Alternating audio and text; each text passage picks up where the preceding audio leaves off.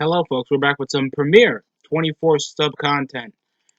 Oh boy. But other than that, what the hell did we have on Friday Night SmackDown? The most compelling stuff that I had to at least watch was a drama involving with Jey Uso and of course Roman Reigns coming up to the build for their Universal title match at Clash of Champions. Other than that, everything else just goes like a big one. It- that's how uncompelled I was, because we are about to see another Nikki Cross and Bayley match. That's probably going to be distracted off Alexa Bliss. We're going to probably see a unification match for the Intercontinental Championship with Sami Zayn, Styles, and Hardy. With stupid drama going into the jobber that obviously doesn't know how the 30-day rule works. And the only excuse to even bring any semblance of relevance on him on television, we had, of course, the build up for Monday's unification match for the tag team titles. That is probably going to be some BS false finish just for an excuse to we have SmackDown superstars in the show. Other than that, I can care less. The match for the Intercontinental we opened up with Roman Reigns congratulating Jey Uso for his match at a Fatal 4-Way match to earn a shot, going over him finally earning a world title opportunity for his career. It ended up short when Sheamus coming around looking like the ghost of Irish past for Christmas, and of course Corbin, that just looks like the whitewashed version of Empire, coming around talking about nepotism being the only reason that he got his title shot. They get into a dumb brawl, and it got scuffed into a main event tag team match involving Roman Reigns, Uso, and of course Corbin and Sheamus. There was of course there will of course be talking smack that would have Xavier Woods go over the condition of if Biggie after what happened in the previous episode of SmackDown. We also had of course the Intercontinental title match involving Jeff Hardy and AJ Styles in a rematch from 3 weeks prior. Yeah, the match was okay. It's just similar stuff. We didn't have much to sell by because it seems like the knee has been properly healed up. It was a bit delayed. It was getting a bit dragged over by Sami Zayn, saying that he's the real Intercontinental Champion. Adam Pearce coming out to escort him out of the ring. Then a blindsided assault by AJ Styles. The match was bare none, not as good as what they had 3 weeks prior. It ended up with a assault out of nowhere off Sami Zayn after a stop. It looks like Jeff Hardy had the pin on Styles. It ended up with a DQ, a haluva kick, then an assault on on Jeff Hardy outside the ring. The match was meh. I know it's to build some kind of unification or some dumb crap to at least get Sami Zayn some heat because he hasn't been on television for the last several months. And I can care less about Sami Zayn and his putrid, ginger fried piece of garbage midget that only gives 4 moves, and yet he's so glorified, even though you're only relevant from a takeover in Dallas back in 2016. You had no credible storylines. I do not want to see you on television a lot. And I already want to see every belt unified at this point. The brand split has been a corporate failure, it's been a booking failure, and it's been an overall disgrace to watch. We, of course, had a backstage segment involving the Street Profits in the Champions Lounge, chilling and having a bit of a discussion with Cesaro and Nakamura until they had their match against the Lucha House Party. That are still together after multiple teases of them breaking up over their failures to beat this one team. They don't even think of Lucha House Party rules because they know how dumb that is and it's just a handicap match. I really don't know what's the difference. There was the same moves they did in their last 17 matches. Dropkick, Hurricane Rana, Hurricane. At least we didn't have that Grand Metalik botch that we had, I think, the last time they wrestled each other on Cesaro outside the ring. He like fell flat on his back when he slipped on that Hurricane Rana. And freaking, I don't know, man. I'm not compelled. I'm not. Nakamura and Shinsuke are fine wrestlers. I'll give them that. They just have no competency or personality to make me continue watching them.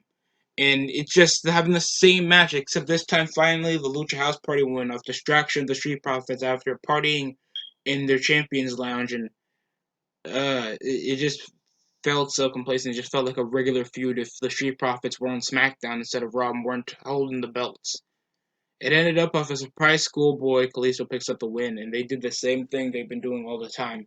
For being such an underdog team, why do you assault them from the back every week? I understand you're supposed to be shown as dickheads, but it just makes you feel like absolute cowards, even though you guys are literally like twice their size.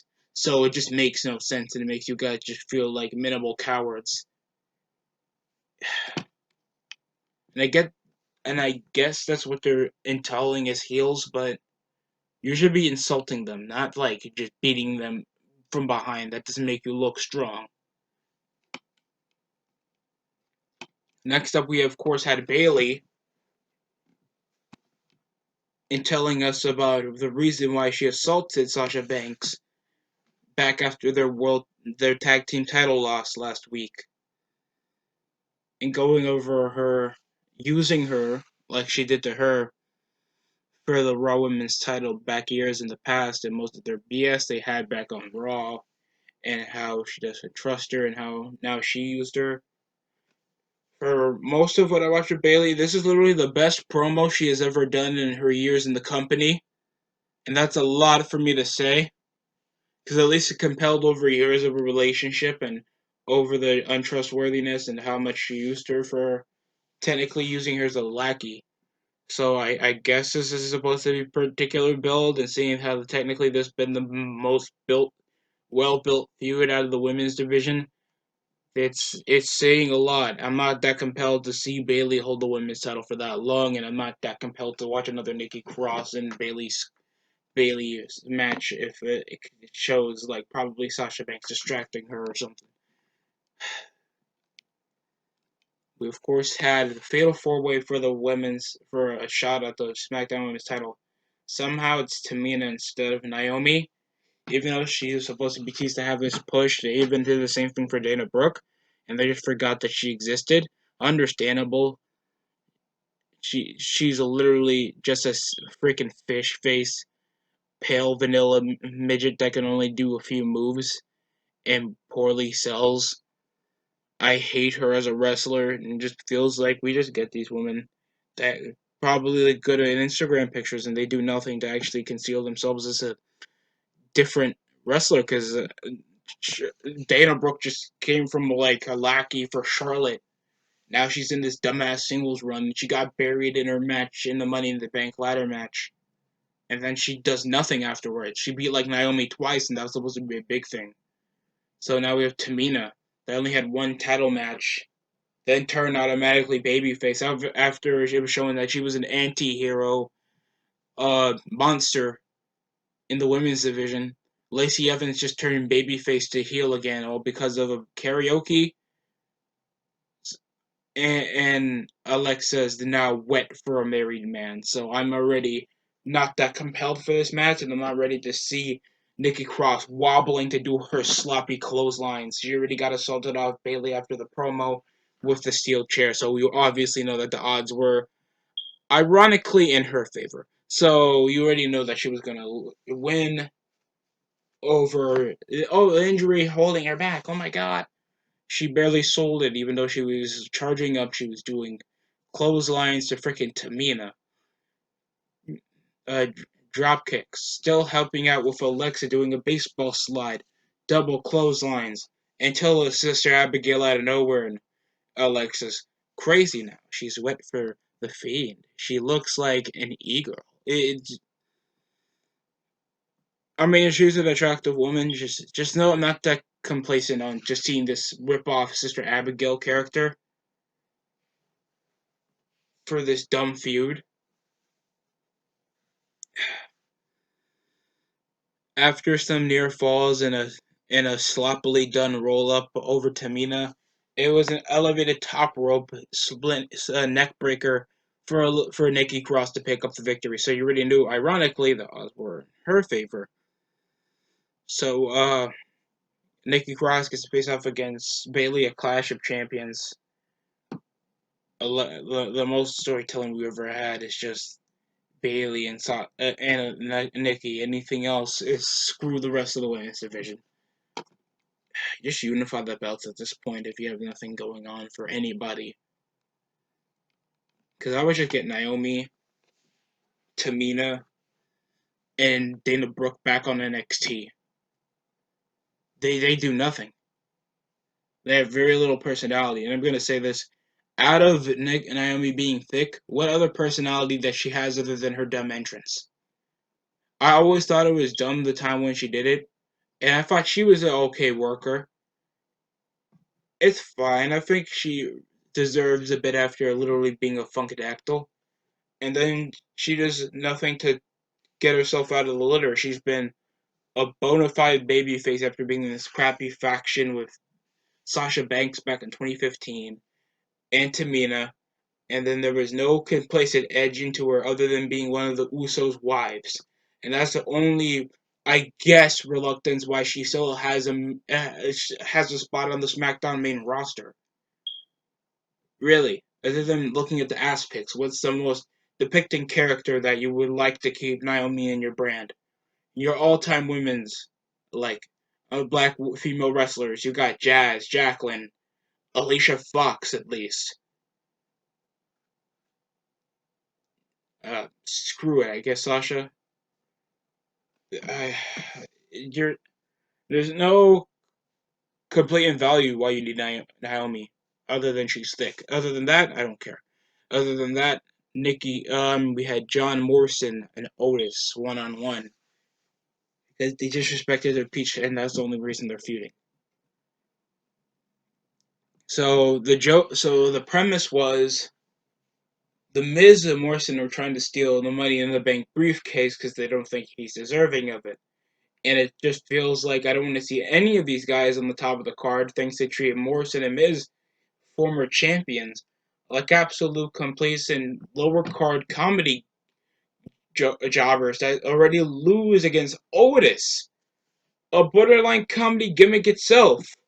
And Morrison's like a four-time Intercontinental champion. And The Miz is two times that. Plus, he has a world title on his in his resume.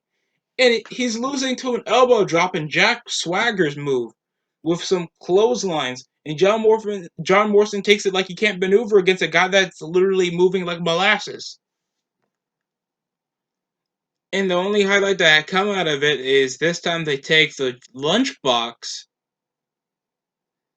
because the regular briefcase last time had a sandwich in it.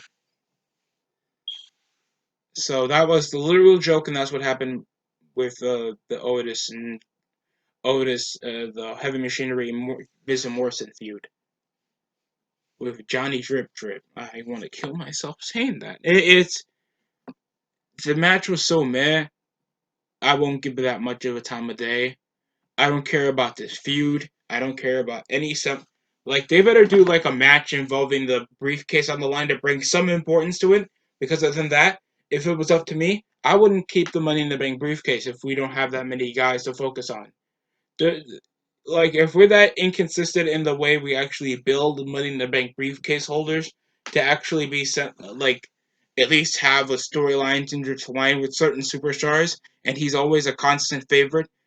Nobody he hasn't been treated as a memorial favorite for the Money in the Bank briefcase, other than that one time he tagged with Strowman after Money in the Bank, and then that was it.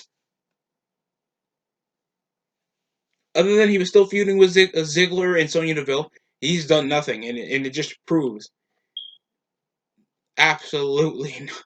I'd rather see Dick Johnson.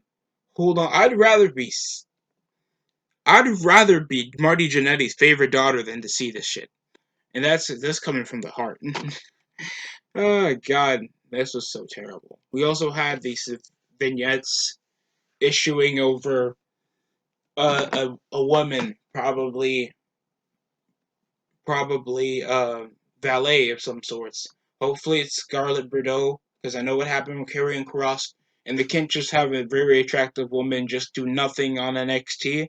I gotta understand her coming over to the main roster, and you can only depict this because she's blonde and what looks like a nice dress, or else you're just repackaging Mandy Rose. Because after the storyline, I guess you just bring her back to a hot gimmick, and yeah, that's particularly it. I mean, there's nothing else to add from that. Next up, we had Sheamus and King Gorman against Jey Uso and Roman Reigns.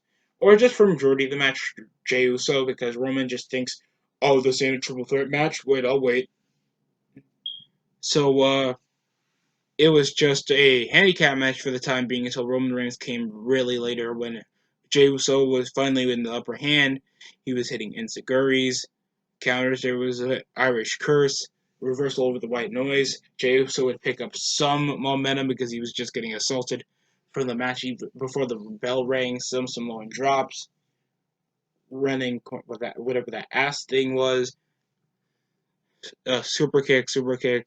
He was finally gaining momentum after he was getting the Uso splash. Roman Reigns came earlier to cause a distraction, and it ended up after the Uso splash a spear. So Roman Reigns picks up the victory. Universal Champion on top with his cousin, with Jey Uso awkwardly hoisting up the hand of the world title, obviously looking at the future and obviously winning a shot.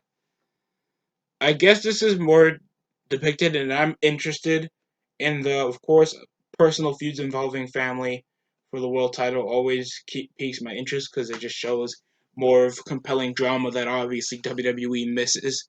And I'm not that complacent that they can make this like a multi-month thing with Jey Uso and Roman. It's either they got to do this one-off pay-per-view, and if they ever do this again, a lot of things got to change with Jey Uso, or they got to get more people related to Roman to make this thing more personal. Because I can't just see them like after facing off at like the Clash of Champions. He could probably gonna do something like a Hell in a Cell match, I guess. And I don't mind that, but I don't think that will sell, in my opinion. Other than that, it was a decent tag team match, or just somewhat a handicap match. But yeah, that was particularly it. I didn't like any match in the show. Freaking the Bayley promo was literally one of the only positives I can give it. I I like the opening show. I mean I like the interactions constantly brewing around Jey Uso and Roman and buzzing around teasing how much Jey really wants this. I can care less about the Otis and Miz and Morrison crap, and I don't care about anything going on with the Intercontinental Championship because Sami Zayn's involved, and that's the least of my troubles. I mean, other than the Firefly Funhouse segment, I guess that depicted some kind of references going on in the show and how much the Braun Strowman and the Fiend storyline has been a complacent afterthought. I can care less about the death of some parrot for some walrus now to depict probably some shots on certain people backstage, and they don't even tease what goes on with Alexa. She doesn't even make a small appearance or anything, and I thought that was what she was doing because she literally left after hitting Sister Abigail on Nikki, and that's it. That's particularly it. No semblance of excitement to watch SmackDown next week. So yeah, I guess watch Raw. Yeah, rest in peace to the people that died on 9/11. That's it coming for me, man.